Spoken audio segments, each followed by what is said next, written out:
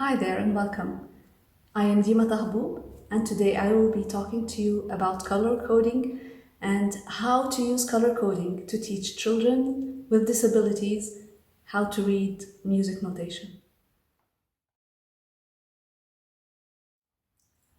First of all, to begin with, let's understand the meaning of color coding. What is exactly meant by this term? It is using a system of colors in order to display information in a clearer way. As an example, this is my Google Calendar for a week during this year. If you look at my Google Calendar, you will see how many colors I'm using to display different events on different days. I'm using the dark blue color to display online lessons, the lavender for breaks, the gray is where I'm taking the whole day off, red is for the group lesson, green for a private lesson, and so on. So I'm using different colors to may help me understand at a glance what's going to happen during my day. Obviously, this is much clearer than if all my calendar was the Google default, which is blue or gray or whatever color. Let's look at another example. In this example, you can see some shapes. On the left-hand side, these shapes are all black, and on the right-hand side, the same shapes are placed exactly in the same places. However, this time the shapes have different colors. Let's say I will ask you to tell me how many triangles are there, and if you're looking at the black and white, it's going to take you more time to tell me that there are 4 triangles. But however, if you look at the colored one, obviously at just a very quick glance, split of a second, it's obvious that there are 4. So color makes information much easier to digest and helps us see things clearer. Well, now I'm going to show you another example here.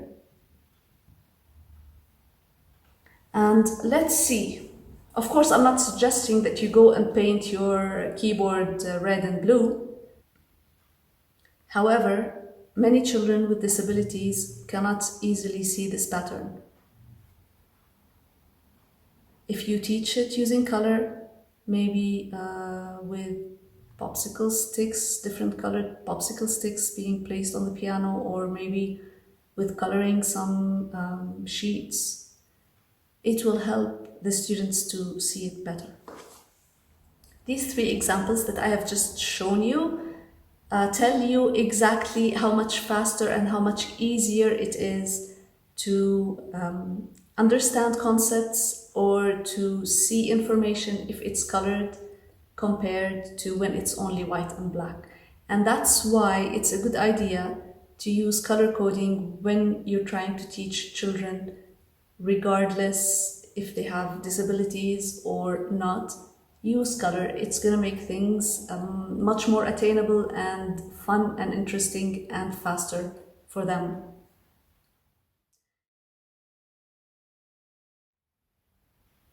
Now I'll explain to you exactly how I do it.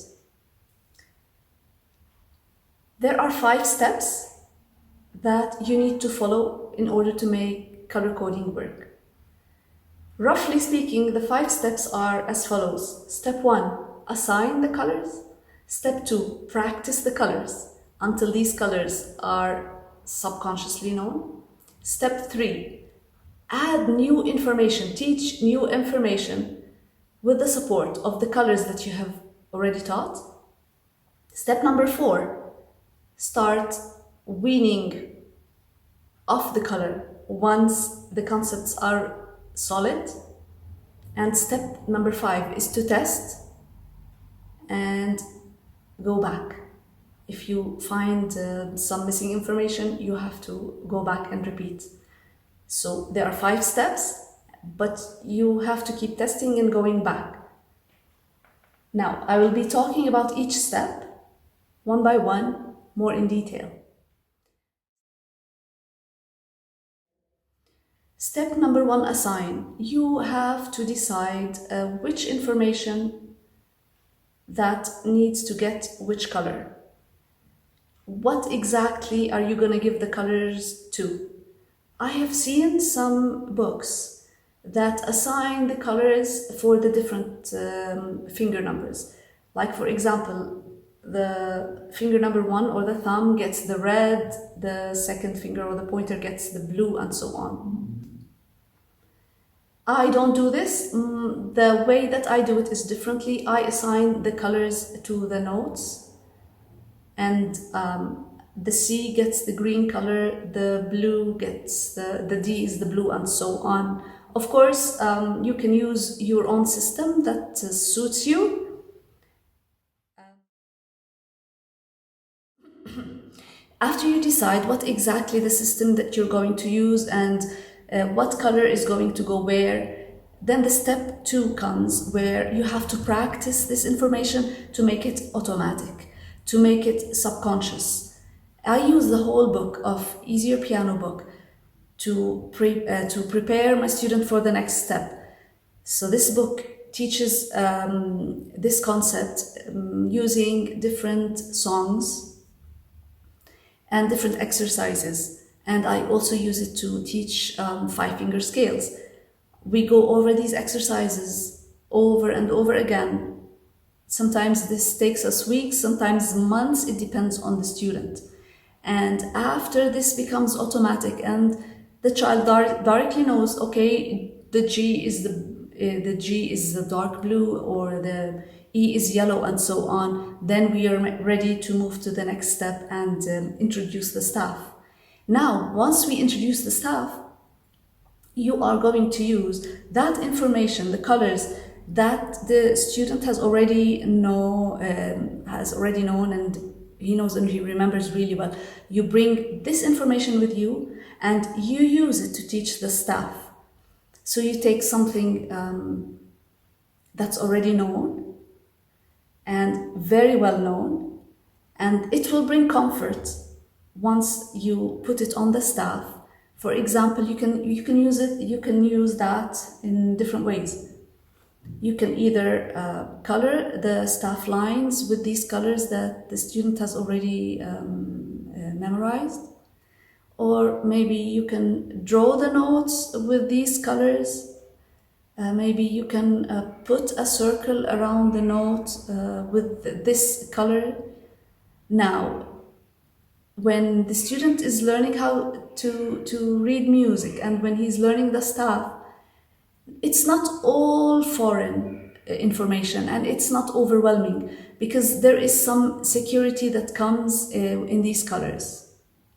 I do not suggest that you put stickers on the piano with these colors. You can, some people do it and it's fine, but I don't suggest it. The students will be able in the end to know that the G is here and the E is there. The colors, I don't take them to the piano, I only keep them in the books, but you can do it if you want.